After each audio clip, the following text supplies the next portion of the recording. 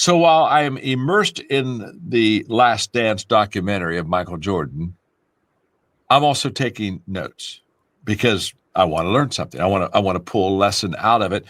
And so I had more lessons that I'm going to give you, but I brought this down because of time and condensed it. And I'm going to give you, I don't know, maybe 5 or 6. And so let's get going. And as I give you the lessons, if you watch The Last Dance, you're going to say, oh, yeah, that was there. That was there. Number one. And I think number one is truly number one because I think it's maybe the most important lesson. So I kind of want to start off on that because I think it's a lesson that many people miss. And here is the lesson. Michael's success was greater than his talent. I mean, it's fairly clear right now, at least, that he was the greatest of all time NBA basketball player. And so the tendency for us is to look at his talent and say, well, he just had talent like no other person ever played the NBA. And I would disagree with that. I think that there are few, not many, but I don't know, 20, maybe 30 players in the NBA over the history that were as talented as Michael Jordan was. And so although he was at the top in the talent pool, I think his success went beyond his talent. Several years ago, I wrote a book, and I really enjoyed writing the book because I thought it was helpful to a lot of people. And the book is Talent is Never Enough. And basically, I said, no matter how talented you are, you have to make right choices. In fact, they renamed the book and they called it Beyond Talent now. So if you want to get it, it's Beyond Talent with a subtitle, Be Someone Who Gets Extraordinary Results. And the thesis of the book was that it's great talent plus great choices that puts you at that peak of the success ladder. Now, I got the idea Talent is Never Enough, or the new title, Beyond Talent, for the book from Coach Tressel when he was at Ohio State. I grew up in Ohio. I've always been an Ohio State fan. And so he was getting my books and using them for teaching for his players. And they took my book, Today Matters. And then he sent me what he called the Winner's Manual, which was a manual for all of the Ohio State players that helped them get a winning attitude. And I looked through it and I loved it. But he had a section in the Winner's Manual that was entitled Things That Do Not Require Talent. And he talked about attitude. He talked about punctuality. He talked about responsibility. He talked about work ethic. And I loved that part of the Winner's Manual, that from that I got the idea of writing a book, Talent is Never Enough, or now the title Beyond Talent. And then when it came out, he used that for his players. We've talked a lot. He's a terrific person, a great coach, great leader. A great president now, but we just talked about how the talent was never enough, and the thesis was talent plus right choices equals what I call a talent plus person. So when I was working on the Last Dance lesson, because I knew I had written about this, and I'm saying to you, the first lesson I learned in the documentary was that Michael Jordan's success was beyond what his talent was, that there were maybe 20, 25 other players in the NBA that in their time, in their day, were every bit as talented as Michael. But then I began to think of the choices that we make that make us a talent plus person. So I went into the book, and I'm very going to quickly because there were 13 chapters in this book. And I'm just going to give you the outline of the chapters. And then I want to draw a line, underline Michael here and tell you why he set himself apart from the other NBA players. So the chapters were like this: belief lifts your talent. Passion energizes your talent. Initiative activates your talent. Focus directs your talent. Preparation positions your talent. Practice sharpens your talent. Perseverance sustains your talent. Courage tests your talent. Teachability expands your talent. Character protects your talent. Relationships influence your talent. Responsibility strengthens your talent, and teamwork multiplies your talent.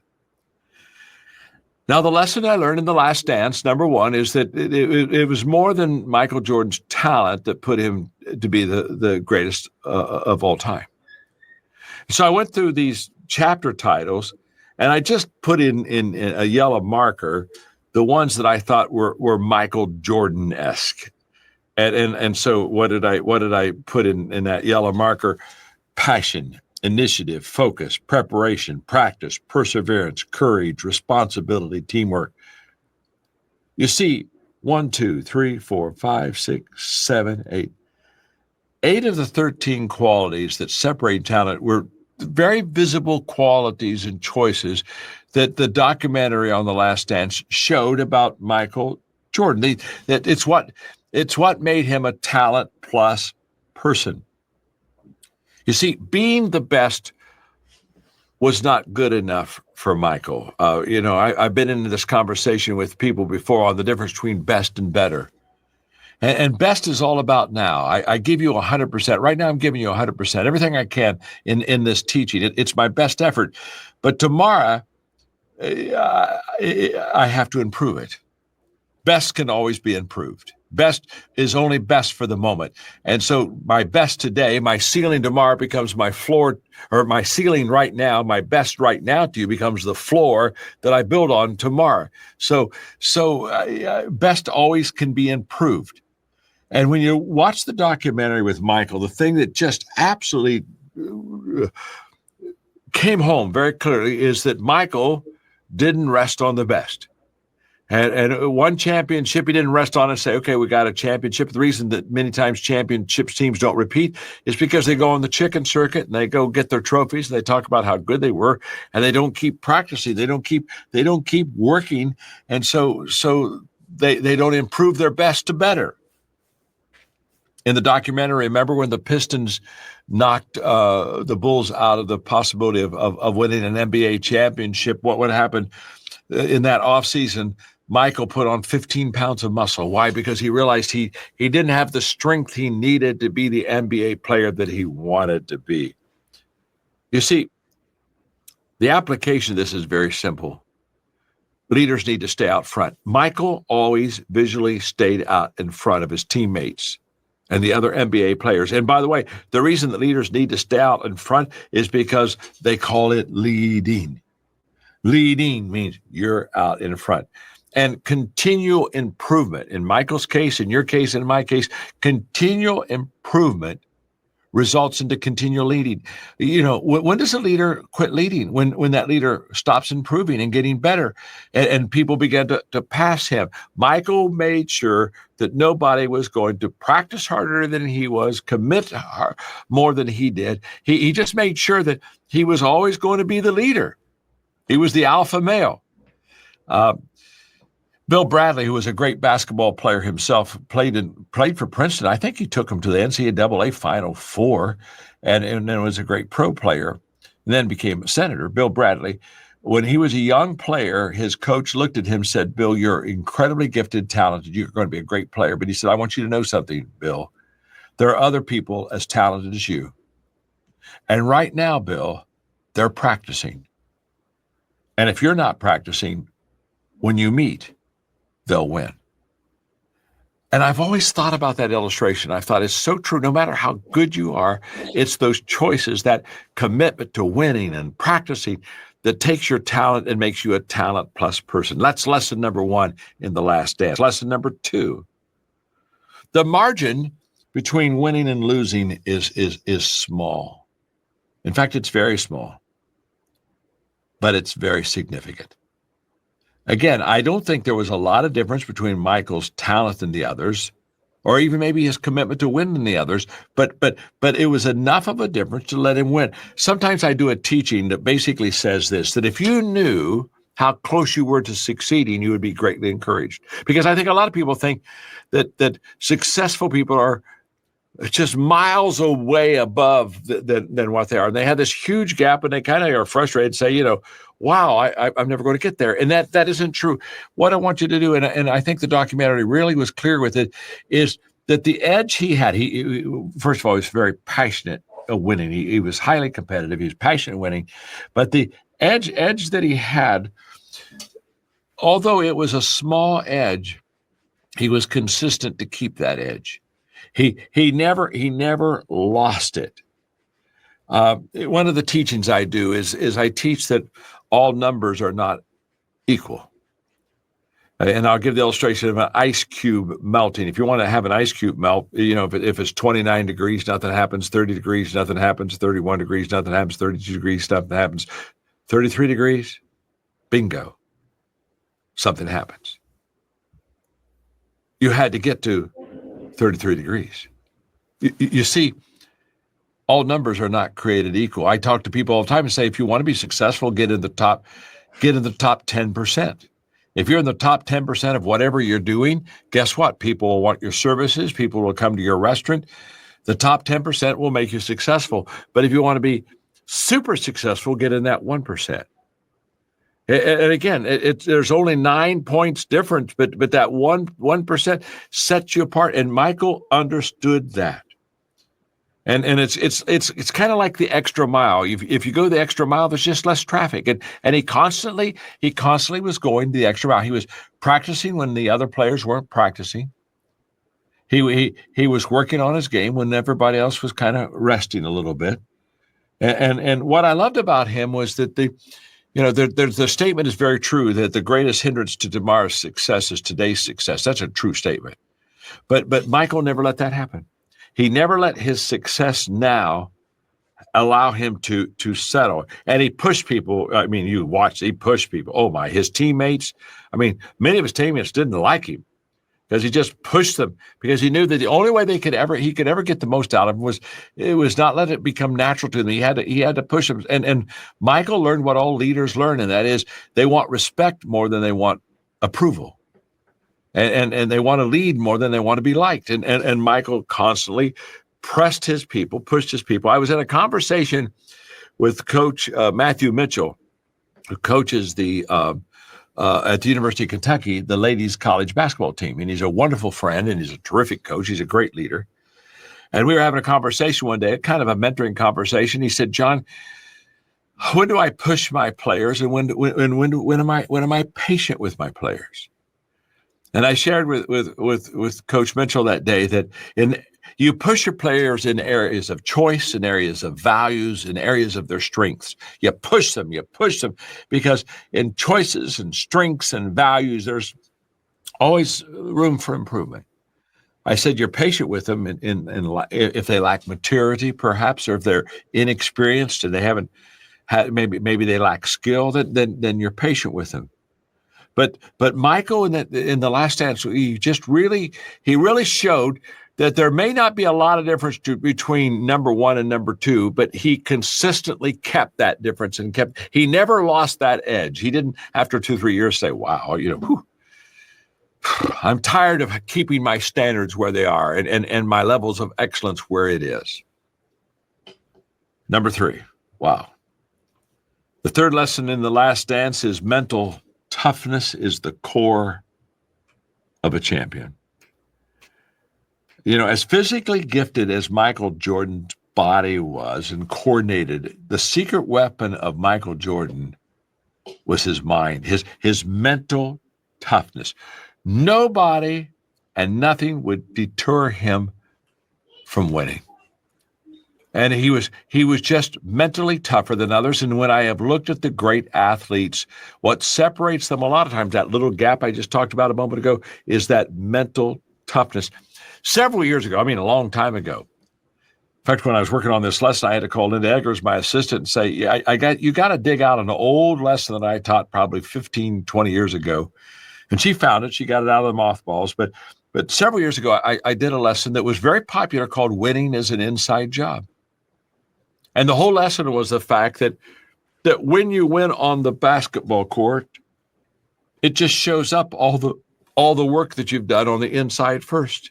John Wooden, one time in our mentoring session, I asked him what he missed most about coaching, and his answers just shocked me. He said, well, it certainly wasn't the games. I said, you're kidding. The games is where you won or lost. Very few losses for you. But he said, no, I missed the practices. He said, if we practiced well when we played the game, it was already a given that we would win. He said, I knew that the victory wasn't on game day. It was the preparation and the practice, the things that we did behind the scenes that showed up in the Saturday game. And I thought to myself, he understood that winning is an inside job.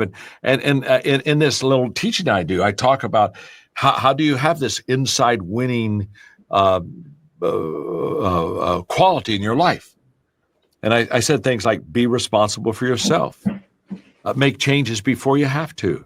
Don't make excuses. Get control of your life. Work in, I love this phrase, work in the can't see hours.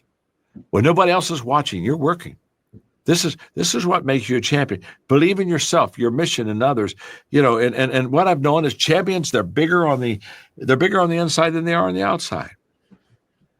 And when the Bulls were eliminated in the playoffs, again, you saw it in the last dance, when Michael came back from his misguided baseball career, and they came back and they didn't win the championship that year. The very next day, where was he? He was in the gym with his personal trainer, and he was already practicing so next year he could return as a champion. He never wallowed in his losses. He never felt sorry for himself.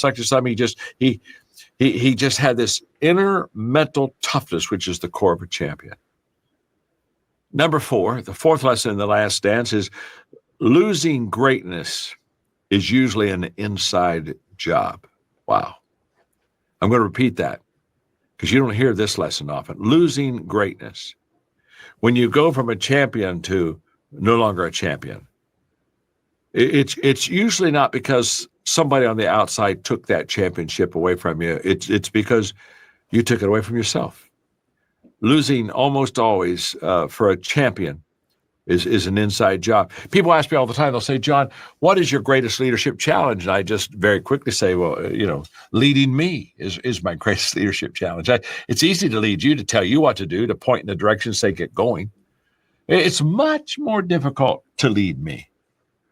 And this is what I'm talking about right now, because, in fact, I say if I could kick the person most responsible for my problems, I wouldn't be able to sit down for a week. Okay, yeah, that's humorous, but there's also a truth in it. That my biggest challenge isn't leading others, it's leading me. And championship teams, their biggest challenge usually isn't the competition in the league. It's staying hungry and not allowing ego to get in the middle of the mix. And in fact, when you looked at the last dance, when Scottie Pippen, when he didn't enter the game because he wasn't going to be the player to make the game-winning shot, that was selfishness. That's losing on the inside. How about when he felt underappreciated, underpaid? Let me tell you something. After a while, that stuff gets to you. Michael, I mean, when he had burnout, he went to baseball. If he wouldn't have gone to baseball, if he wouldn't have been burned out, trust me, they could have had 7 championships. Maybe they could have had 8. I mean, just think about it. They didn't lose because of the competition. They lost because he got burned out, tired, and he wanted to do baseball. I never understood him doing baseball because I always tell you people to stay in their strengths, and Michael was the greatest basketball player ever. He certainly wasn't going to be the greatest baseball player ever. I never really understood it, but the documentary really helped me when his father passed away. And his father wanted to play baseball. All of a sudden, I began to see how the inner child of Michael's past moved him and nudged him over to play baseball. I kind of understood it. It was still, to be honest with you, a stupid move.